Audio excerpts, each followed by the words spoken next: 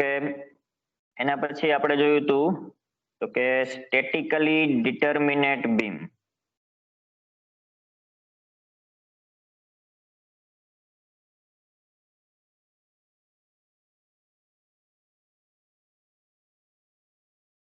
Statically ડિટર્મિનેટ beam કેને કહેવાય? તો સ્ટેટિકલી ડિટર્મિનેટ સ્ટ્રક્ચર કોને કહેવાય? તો કે beam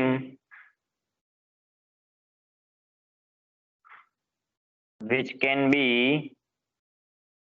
analyzed by three equilibrium condition.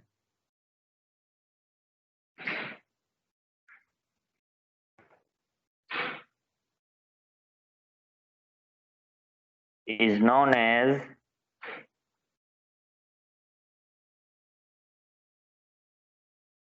statically determinate beam.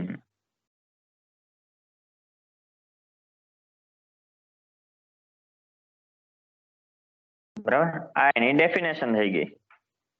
એવું બીમ કે જેનું એનાલિસિસ આપણે ઉપરની 3 શરતો સમતોલનની, આ 3 શરતોની મદદથી જો આપણે બીમનું એનાલિસિસ કરી શકતા હોય તો એવા બીમને કહેવાય statically ડિટર્મિનેટ beam.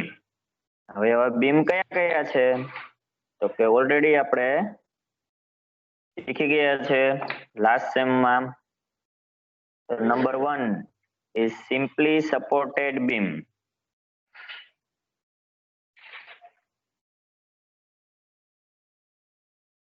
Number 2, cantilever beam.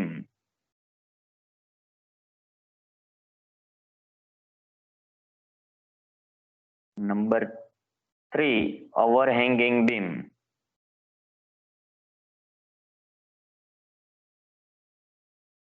આ 3 બીમ એવા છે કે જેનું એનાલિસિસ આપણે સમતોલનની 3 શરતોની મદદથી કરી શકીએ. એનો મતલબ કે આ 3 બીમ એવા છે કે જેમાં અનનોન ક્વોન્ટિટી ની શરતો જેટલી જ અથવા એના કરતા ઓછી. બરાબર, તો simply supported beam, cantilever beam અને ઓવરહેંગિંગ બીમ, એમાં 3 બીમમાં અનનોન ક્વોન્ટિટી કેટલી હશે? તો કે કાં તો સમતોલનની 3 શરતો જેટલી જ અથવા એના કરતા ઓછી. એવા જ બીમનું એનાલિસિસ આપણે કરી શકીએ ને એવા બીમને કહેવાય સ્ટેટિકલી ડિટર્મિનેટ બીમ. એના પછીની ડેફિનેશન છે statically ઇનડિટર્મિનેટ beam.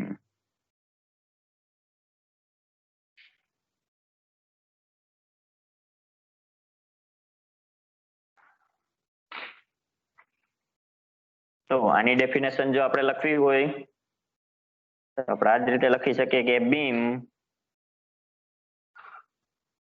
which cannot analyze by 3 equilibrium condition only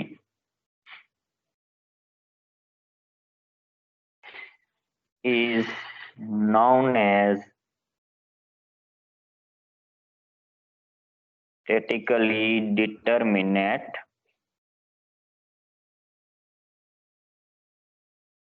beam. તો અહીંયા ખાલી શું ચેન્જ થયો બંને ડેફિનેશનમાં? સોરી, ઇનડિટર્મિનેટ.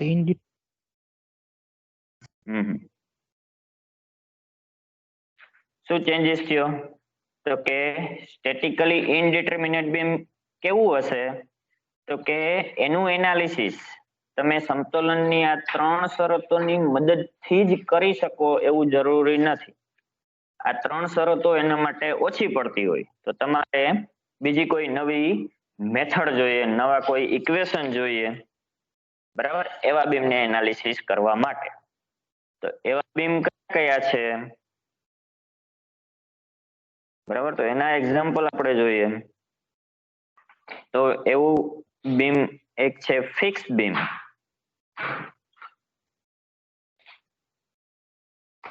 બીજું છે કન્ટિન્યુઅસ બીમ.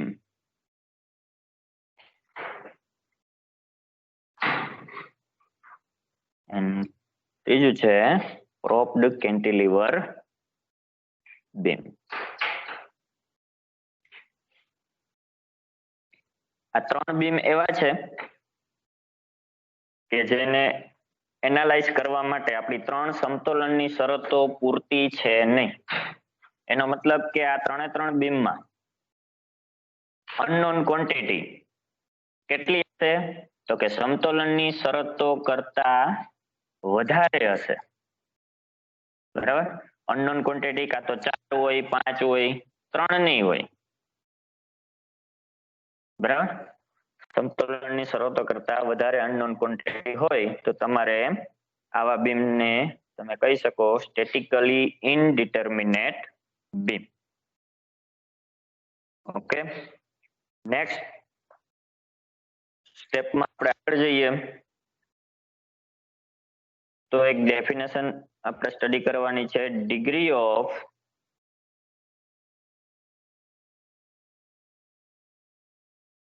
સ્ટેટિક ઇનડિટર્મિનેસી.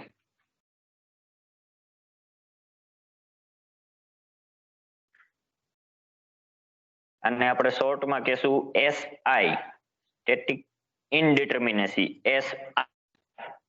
તો SI બરાબર શું છે? તો કે SI બે વસ્તુનો ડિફરન્સ છે. શું છે? તો કે નંબર ઓફ અનનોન્સ અથવા અનનોન ક્વોન્ટિટીઝ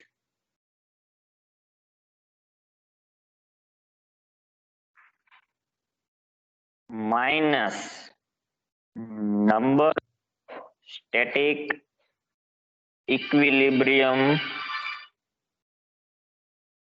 કન્ડિશન.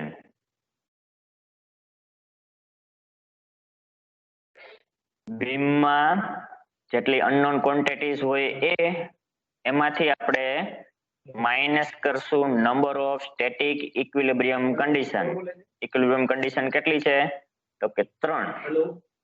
બરાબર, હવે આપણે જો SI કોઈ પણ બીમની કેલ્ક્યુલેટ કરવી હોય તો SI પરથી આપણને ખબર પડે કે બીમ છે એ સ્ટેટિકલી ડિટર્મિનેટ છે કે ઇનડિટર્મિનેટ. બરાબર, અને એ બીમ ની અનનોન ક્વોન્ટિટી આપણે જાણવી હોય તો આપણે એના સપોર્ટ ને જોવા પડે. બરાબર, તો એક આપણે સપોર્ટ ને સ્ટડી કર્યા હતા. એમ પેલું છે એક સિમ્પલ સપોર્ટ.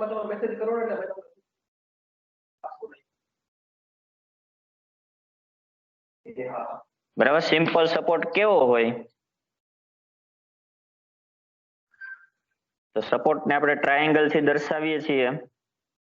આપણી હોરિઝોન્ટલ લાઈન એ બીમ છે. તો સિમ્પલ સપોર્ટ ને માત્ર એક રિએક્શન હોય વર્ટિકલ. બરાબર, તો ખાલી સિમ્પલ સપોર્ટ હોય તો વન રિએક્શન ઇઝ પોસિબલ.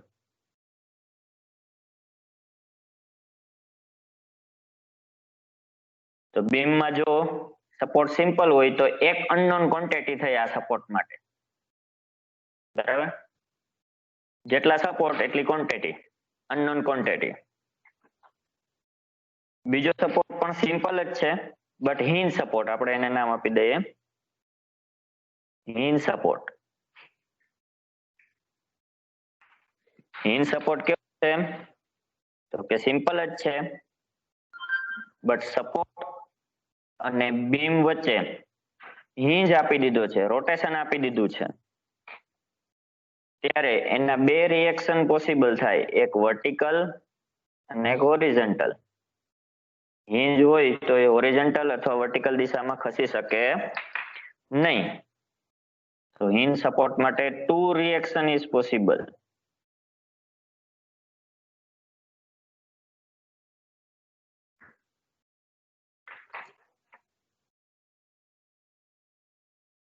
ત્રીજું, રોલર સપોર્ટ.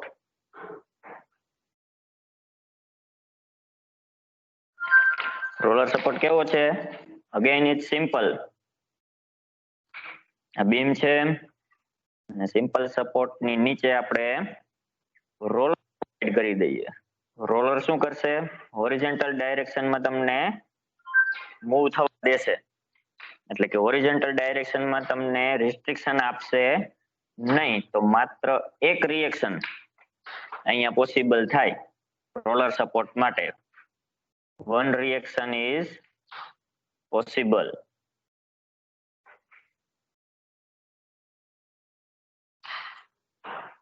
બરાબર.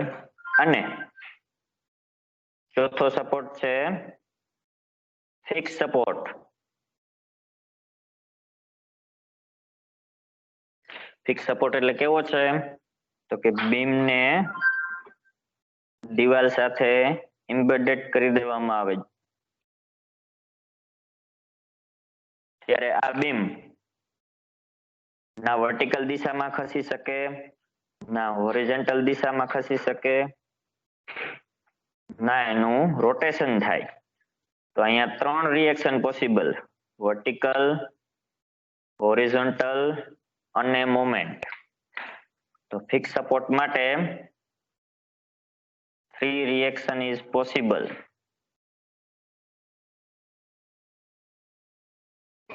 તો હવે જ્યારે તમારે કોઈ પણ બીમની એસઆઈ કેલ્ક્યુલેટ કરવી છે તો અનનોન ક્વોન્ટિટી તમને આ સપોર્ટ કન્ડિશન ઉપરથી મળી જાય. એના આધારે તમારે સ્ટેટિક ઇક્વિલિબ્રિયમ કન્ડિશન લખવાની, બંનેનો ડિફરન્સ કાઢો, એ તમને શું આપશે? જે તે બીમની એસઆઈ. તો આપણે થોડાક એક્ઝામ્પલ લઈએ.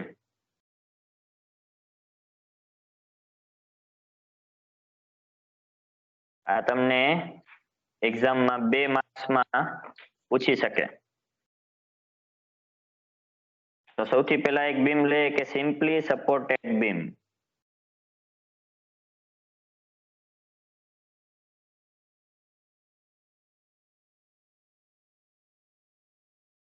સિમ્પલી સપોર્ટેડ બીમ આપણે ડ્રો કરીએ તો કાંઈક બીમ છે. આપણે પેલો ઇન સપોર્ટ આપ્યો અને આપણે રોલર આપી દીધો. ઓકે, આના ઉપર કંઈક લોડ લાગે છે W.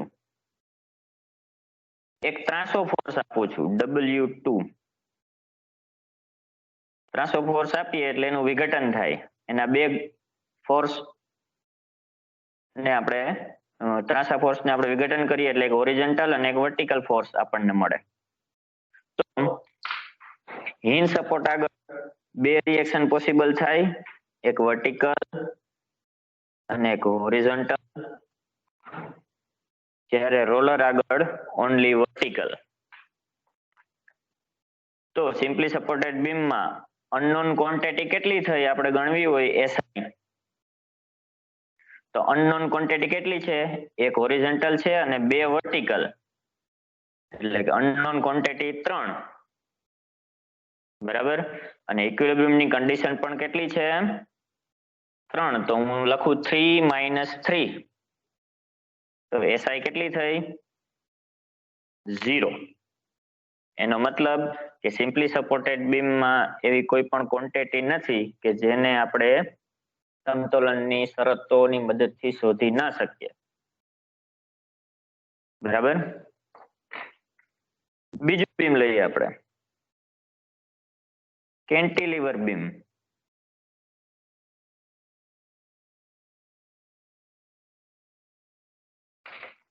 કેન્ટિલીવર બીમ કેવું છે? તો કે એનો એક છેડો ફિક્સ છે અને બીજો છેડો ફ્રી છે. સપોઝ કે એના ઉપર એક લોડ લાગે છે W1 અને બીજો અહીંયા છેડા ઉપર ત્રાસો લોડ લગાડું W2. તો કેન્ટિલીવર બીમ ને એક જ સપોર્ટ છે, તો અહીંયા ફિક્સ સપોર્ટ છે તો એને 3 reaction possible: vertical, horizontal end moment. તો કેન્ટિલીવર બીમ ની જો આપણે એસઆઈ શોધવી હોય તો અનનોન થઈ ગયા 3. 1 2 ને 3 હોરિઝોન્ટલ, વર્ટિકલ અને મોમેન્ટ. આ છેડા આગળ, આ છેડો ફ્રી છે, ત્યાં કોઈ પણ જાતના રિએક્શન છે નહીં. 3 - 3 SI થઈ ગઈ 0. બરાબર. તો આ સિમ્પલી સપોર્ટેડ અને કેન્ટિલીવર બીમ એ છે સ્ટેટિકલી ડિટર્મિનેટ બીમ. તો ત્યારે આપણે ડેફિનેશન જોઈ સ્ટેટિકલી ડિટર્મિનેટ બીમ કે જેનું એનાલિસિસ આપણે 3 શરતોની મદદથી કરી શકીએ. બરાબર. તો અહીંયા SI થઈ ગઈ 0. હંમેશા સ્ટેટિકલી ડિટર્મિનેટ બીમની SI હોય 0. ઓકે સર પાછો આપજો. સિમ્પલી સપોર્ટેડ બીમ ની આપણે SI કેલ્ક્યુલેટ કરવી છે તો આપણે આ સપોર્ટ છે હિંજ, આ છે રોલર. કેન્ટિલીવર સોરી, કેન્ટિલીવર બીમમાં કેન્ટિલીવર બીમનો એક છેડો ફિક્સ છે, બીજો છેડો ફ્રી છે. તો ફ્રી છેડા આગળ કોઈ પણ જાતનું રિએક્શન આવે નહીં. ફિક્સ છેડો છે ત્યાં 3 રિએક્શન આવે, આપણે અહીં જોયું હોરિઝોન્ટલ, વર્ટિકલ અને મોમેન્ટ. તો અહીંયા 3 અનનોન ક્વોન્ટિટી થઈ ગઈ. તો SI શું થશે? 3 - 3 SI is equal to 0. Okay, આ છે સ્ટેટિકલી ડિટર્મિનેટ બીમ. હવે આપણે એક્ઝામ્પલ જોઈએ, થર્ડ એક્ઝામ્પલ કે જેમાં ફિક્સ બીમ ને આપણે લઈએ.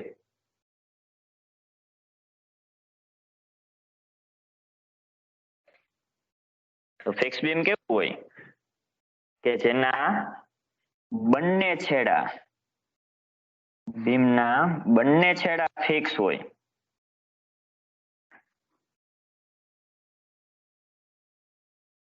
બરાબર. અને અહીંયા કંઈક લોડ લાગતો હશે W1 ઓર W2. તો હવે આપણે અહીંયા રિએક્શન કેલ્ક્યુલેટ કરીએ અનનોન ક્વોન્ટિટી. તો ફિક્સ આગળ 3 reaction, again horizontal, vertical end moment. આ છેડા આગળ, આ બાજુ પણ ફિક્સ છેડો છે, ત્યાં પણ વર્ટિકલ, હોરિઝોન્ટલ એન્ડ મોમેન્ટ. તો ફિક્સ બીમ ની આપણે SI કેલ્ક્યુલેટ કરવી છે. અનનોન ક્વોન્ટિટી કેટલી થઈ હવે? 1 2 ને 3 આ છેડા આગળ અને 3 આ છેડા આગળ. ટોટલ અનનોન ક્વોન્ટિટી થઈ 6. એમાંથી હું માઇનસ કરું સમતોલનની શરતો 3. તો SI આવી આપણી 3. બરાબર. ફિક્સ બીમ ની SI કેટલી છે? 3. ઓકે, તો અહીંયા 3 શું બતાવે છે? તો કે ફિક્સ બીમમાં 3 ક્વોન્ટિટી એવી છે કે જેના માટે તમારે અલગ મેથડની જરૂર પડે. સમતોલનની શરતો પૂરતી નથી બીમનું, ફિક્સ બીમનું એનાલિસિસ કરવા માટે. ખાલી સમતોલનની શરતો નહીં ચાલે, તમારે કોઈ બીજી મેથડ જોઈએ, 3 ઇક્વેશન જોઈએ, નવા કંઈક 3 મેથડ જોઈએ. બરાબર. એ જ રીતે આપણે ચોથું એક બીમ જોઈએ, કન્ટિન્યુઅસ બીમ.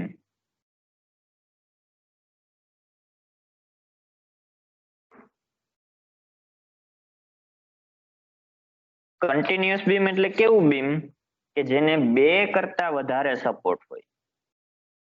તો હું અહીંયા એક બીમ ડ્રો કરું છું. આ છેડા આગળ હિંજ સપોર્ટ આપું છું, વચ્ચે એક રોલર સપોર્ટ આપું છું, છેડા આગળ પણ રોલર સપોર્ટ આપું છું. અહીંયા કંઈક લોડ આપી દો W1 W2. તો હવે આપણે અહીંયા અનનોન ક્વોન્ટિટી મેઝર કરીએ. આ હિંજ સપોર્ટ છે, ત્યાં એક વર્ટિકલ, એક હોરિઝોન્ટલ. રોલર ને એક વર્ટિકલ, અહીંયા પણ એક વર્ટિકલ. તો હવે આ બીમ ની SI આપણે કેલ્ક્યુલેટ કરીએ તો અનનોન ક્વોન્ટિટી થઈ 1 હોરિઝોન્ટલ અને 3 વર્ટિકલ. એટલે કે 4 માઇનસ હું લખીશ 3, તો આની એસઆઈ થઈ ગઈ 1. બરાબર. આ બે સપોર્ટ વચ્ચેનો ભાગ છે એને કહેવાય એનો સ્પાન, ગાળો. અહીંયા બે ગાળા છે બીમમાં, તો આ બીમને કહેવાય ટુ સ્પાન કન્ટિન્યુઅસ બીમ.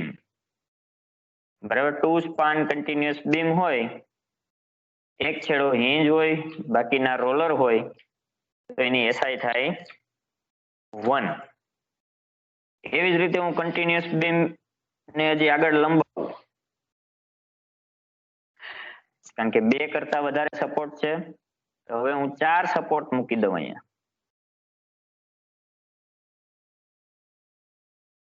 તો એસઆઈ માં શું ચેન્જ થાય એને આપણે જોઈએ. અહીંયા 4 સપોર્ટ છે અને 3 સ્પાન છે. બરાબર. તો અગેન હિંજ આગળ વર્ટિકલ અને એક હોરિઝોન્ટલ, રોલર માટે પણ વર્ટિકલ, અહીંયા પણ વર્ટિકલ, અહીંયા પણ વર્ટિકલ. તો હવે 3 સ્પાન કન્ટિન્યુઅસ બીમ માટે હવે અનનોન ક્વોન્ટિટી કેટલી થઈ?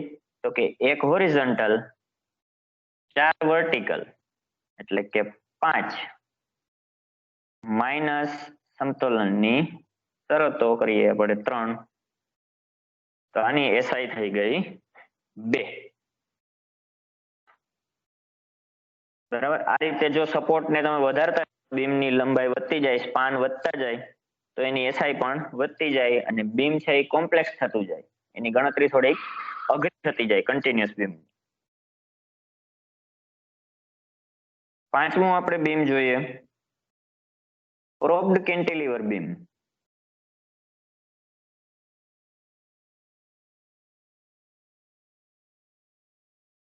પ્રોબ કેન્ટિલીવર બીમ એટલે કેવું છે?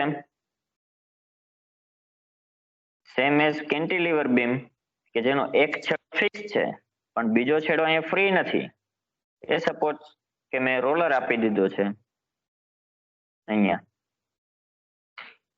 ફ્રી છેડો છે ત્યાં રોલર સપોર્ટ આપી દઈએ, તો હવે રિએક્શન કેટલા થાય? અહીંયા અનનોન ક્વોન્ટિટી કેટલી થાય? તો કે ફિક્સ બીમમાં વર્ટિકલ, હોરિઝોન્ટલ અને મોમેન્ટ, રોલર આગળ 1, તો પ્રોબ કેન્ટિલીવર બીમની એસઆઈ થાય, અનનોન થઈ ગયા 4, શરતો થઈ ગઈ 3, તો પ્રોબ કેન્ટિલીવર બીમની એસઆઈ થઈ ગઈ 1. આ જ રીતે નાના નાના એક્ઝામ્પલ તમને 2 માર્ક્સમાં પૂછી શકે. એસઆઈ શોધવા માટે નામ આપી દીધું હોય બીમનું, તો તમારે એની એસઆઈ શોધવાની. ખાસ એ ધ્યાનમાં રાખવાનું દરેકના કેલ્ક્યુલેશન વખતે, જો અહીંયા કોઈ પણ ફોર્સ ઉપર જે આપેલા છે, લોડ આપેલા છે, એ લોડના કારણે જો બીમ છે એ હોરિઝોન્ટલ દિશામાં ખસતું હોય તો જ અહીંયા હોરિઝોન્ટલ રિએક્શન આવે, બાકી આવે નહીં. એ ના આવે જો હોરિઝોન્ટલ દિશામાં ખસતું ના હોય, એનો મતલબ કે સપોઝ કે આ ત્રાંસો ફોર્સ નથી લાગતો કોઈ પણ બીમમાં, પણ બધા વર્ટિકલ ફોર્સ જ લાગે છે, તો શું થશે? હોરિઝોન્ટલ રિએક્શન તમારું થશે નહીં, કારણ કે બીમ હોરિઝોન્ટલ દિશામાં ખસશે જ નહીં, તો રિએક્શન ડેવલપ થશે જ નહીં. તો તમારે અહીંયા શરતોમાં પણ તમારે 3 ના બદલે 2 જ લેવાની. બરાબર. એસઆઈ માં કોઈ ચેન્જીસ થાય નહીં. બરાબર.